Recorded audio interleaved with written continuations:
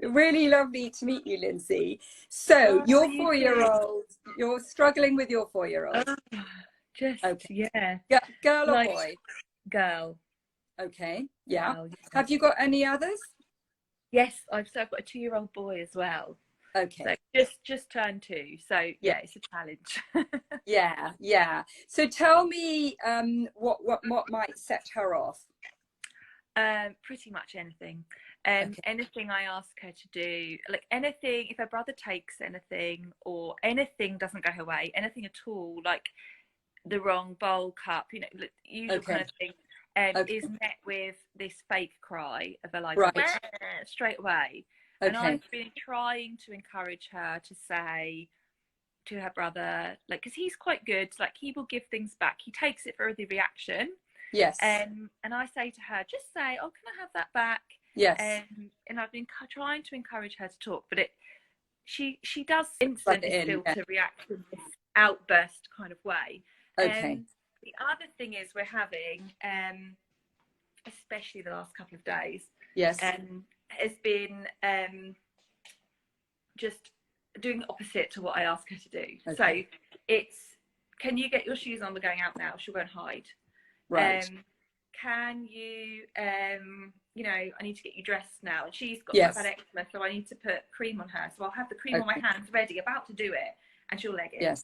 Okay. And hide. Okay. And then she thinks it's a big game, but it's really annoying. So Yeah. me and my partner, Yeah. literally, yeah. At your wit's end. Okay. Yeah.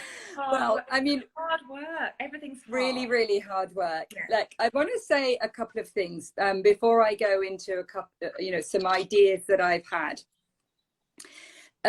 You work with parents on sleep, right? Yeah, yeah, exactly.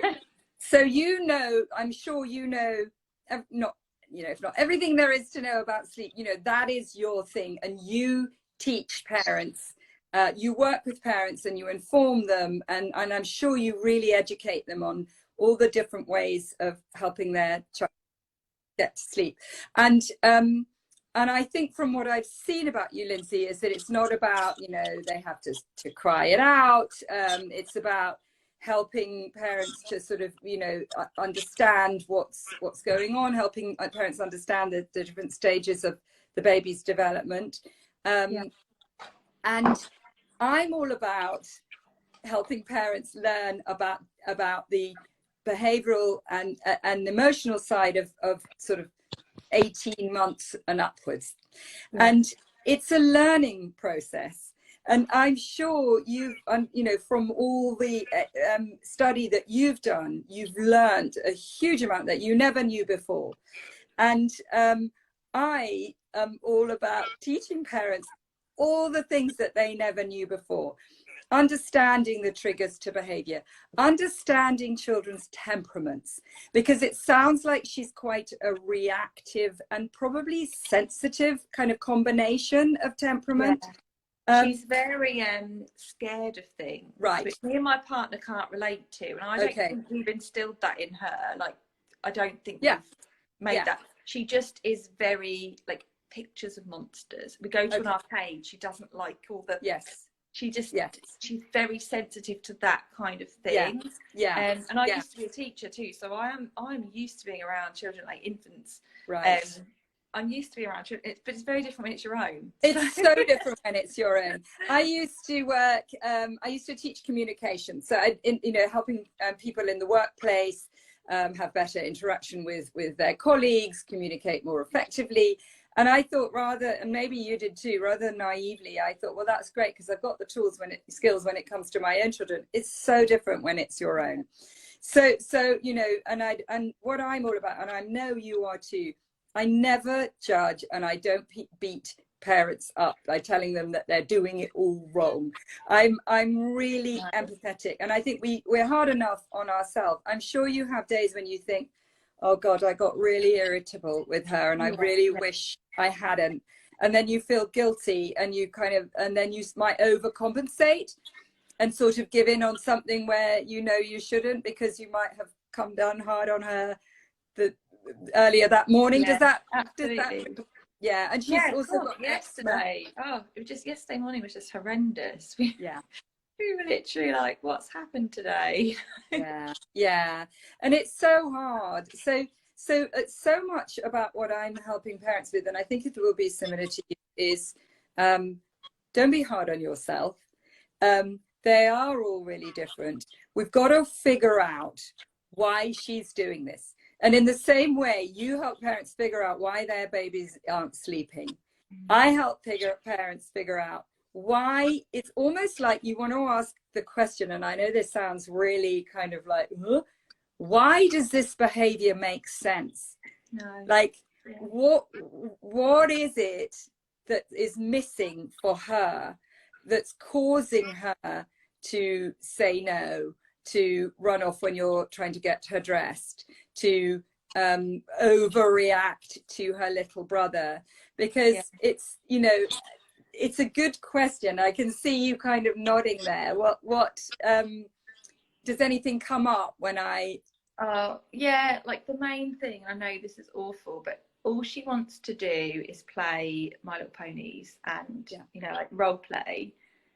And I do that to an extent, but she wants to do it all day long. So we do put a limit on how long I spend doing that with her, because I'd quite happily play a board game with her or something like that, but she doesn't want to do that. She's not into playing games. She wants me to just do role play all day long. And it's constantly, mummy play with me, mummy play with me. Well, obviously, I run a business from home as well. I have to have time where I answer emails, things like that. And, you know, speaking to clients. So it is hard, and around my brother and my partner does shifts. So all these things. Oh my God. I can't dedicate hours on end to playing with her. So I know she wants me to do more of that. Sure. But I can't. So no, I get it. I really get it. So there will be a whole range of reasons. So the behavior making sense won't be from one thing, but we've got, you know, we're pulling together her temperament, sort of classic traits for toddlers. I mean, she's borderline toddler still, but things like they're quite rigid. They want things done their way. They're quite impulsive. They, you know, she'll lash out at her brother impulsively. It's not kind of premeditated, and they want control, and that's really normal. And it's so much about what I'm teaching is to help you have an understanding that this is normal and it makes sense. That she's, you know, you come at her with eczema cream, there'll be all kinds of reasons why she doesn't like that. And she's, you know, probably got a memory of it feeling uncomfortable and painful. And although, you know, the cream's going to make her skin better, she remembers that it feels horrible to put it on. So, you know, there's stuff like that.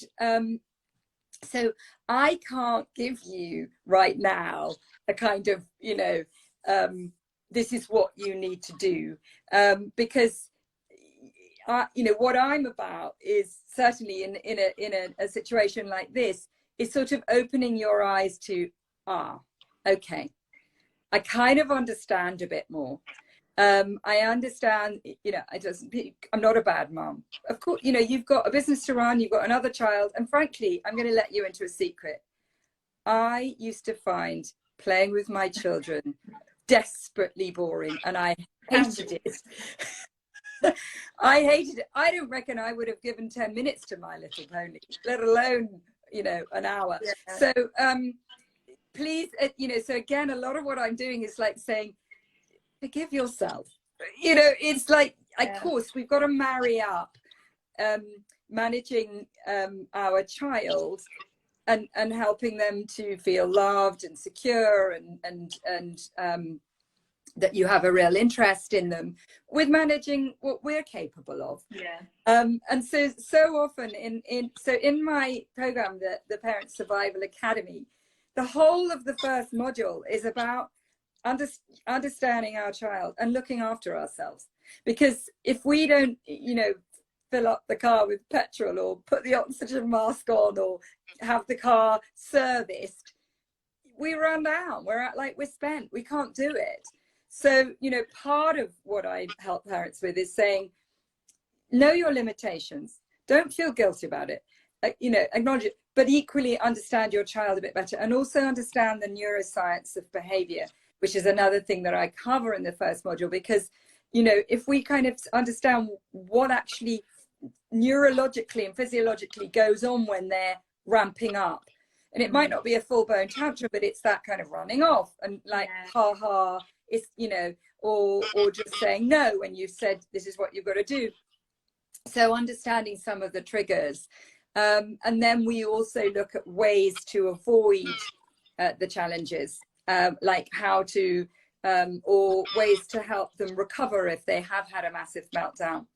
And the other thing we look at is how you can really help build your child's self-esteem. You said already she's a bit frightened. That kind of, you know, how we can help her, not, you know, we don't allay fears by saying don't be frightened, but help her to sort of understand, put into words what some of the things that you think she might be frightened about, have her be totally okay with that. Praise her in a very specific way that means that she really feels deep inside that she's got great characteristics. And, you know, impulsivity is not a terrible thing. It might mean she's spontaneous. So some of what I'm doing is reframing how we've sort of boxed them. And then we also look at, in the fourth module, we look at routines and boundaries that are done with love and without being, you know, so I'm all about having some clear rules and boundaries, but so not being permissive, not like, do you fancy going to bed? It's like, it's bedtime, it's 8 o'clock, but nor is it, right, that's it, bedtime, and I don't want to hear a word against you. You know, so it's that kind of middle ground, which I think is often missing in parenting. And also that kind of lifeline to parents. It's called the Parent Survival Academy for a reason, because it's so hard.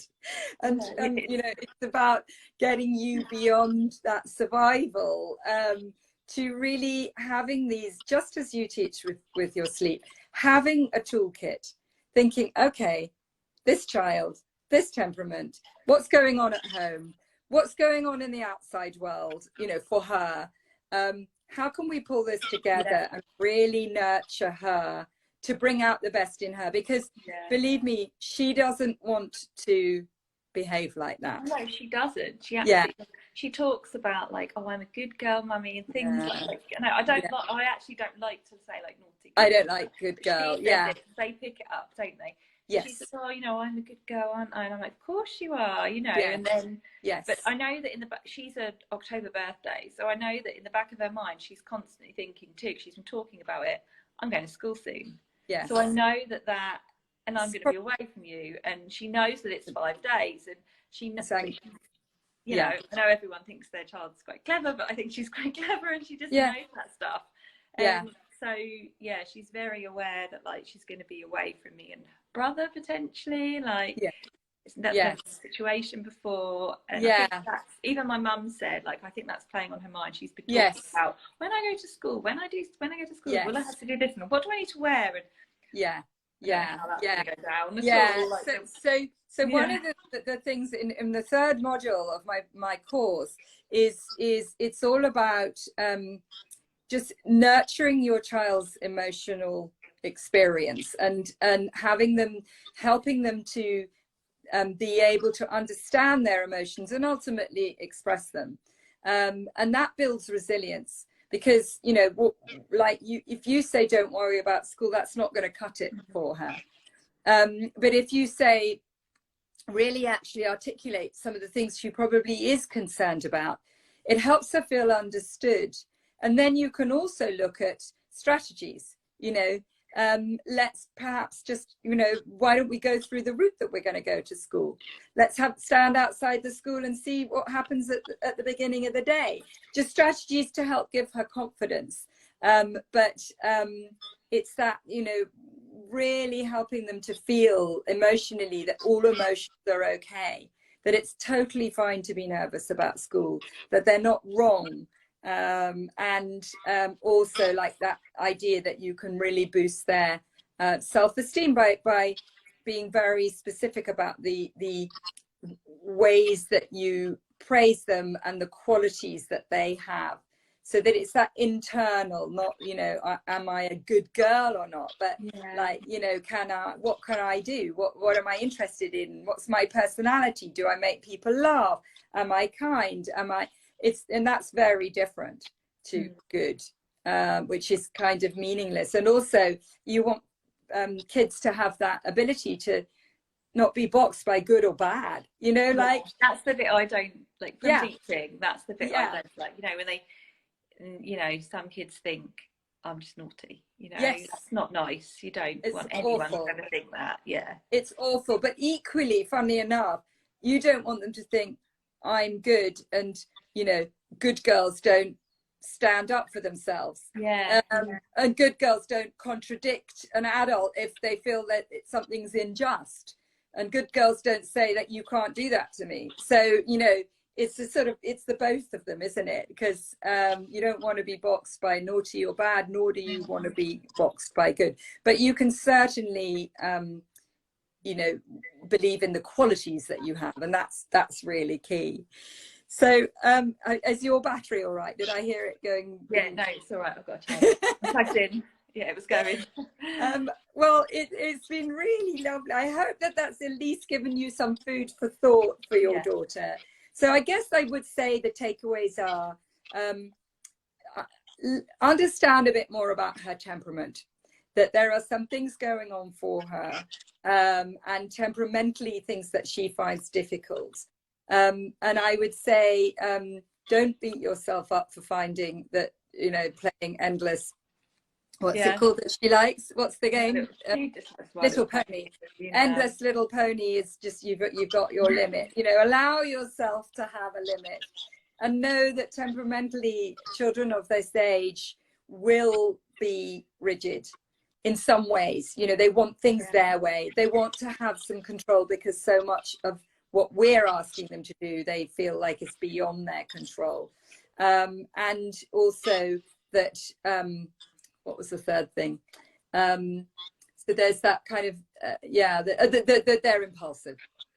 So the part of the running off is just an impulsivity. It's, you know, and it's communicating something as well. It's like, I don't, you know, I'm really enjoying what I'm doing, and I kind of don't want to do what you want me to do, which is kind of, you know, it is understandable. But you know, what I teach is we can still get them to do stuff, but we just don't have to do it either, like, you know, by going, oh, forget it then, or by saying, right, you know, and issuing the threat, right, that's it, I'm taking all your little ponies away and you won't be able to play with them for 2 days, because that builds resentment. Oh yeah, I don't do that, but it is hard when you've got to be somewhere and they won't get dressed, you know. Really, like, just get dressed. I know. Oh my God. Yeah, really hard. So part of what is in module 4 in the tantrum, I keep calling it the Parent Survival Academy. It used to be called the Tantrum Taming Toolkit, but I've changed the program. So it is partly about tantrums, but it's way more than that. So part of module 4 is that, you know, is learning ways to have some systems, some small rewards that are not about spending money, but it's about, you know, just ways to motivate kids, and having it kind of clear for everybody, because that's sometimes what we'll do is we'll sort of flip-flop, and like one day we'll want them dressed at a certain time, and then the next day I think, oh well, we're not really, doesn't really matter. And so part of what I'm helping parents do is you know, just get really clear about the things that they want, the routines that they want, the boundaries that they want, and how to instill those without being harsh. So I would love anybody that's watching to go to my bio and at least check out the course. It closes tomorrow because we have these group, well, the video part of the course you can watch in your own time. You can watch it with your partner at the same time or at different times if you have a partner, and you can watch them over and over again. And then we also have sessions like this on Zoom. There's one a week for 5 weeks on Tuesday evenings, where I give you coaching like this. And you get into breakout groups and you chat to other parents and you think, oh, thank God I'm not alone. Oh my God, someone else's child does that. Or sometimes you might go, do you know what? We really nailed that. And this is what we did. And then it makes you feel good that it helps somebody else. So it's a fantastic program. And, you know, I would absolutely love anybody that's interested to check out the page in my bio. Have a look at it. It closes tomorrow evening, and jump on board, because nothing makes me happier than to help other parents learn from my mistakes and also learn from everything that I've been studying for 20 plus years. So Lindsay, it's been wonderful. Thank you so much for coming on. I wasn't quite sure whether anybody would. I hope that that's been useful for other people listening. And we will maybe send each other some DMs, because I'm really interested in your work as well. Yeah. All right, everybody. I'll check out your link. Thank you. Please do. Yeah. Please do. All right. Take care, everybody. You too. Bye.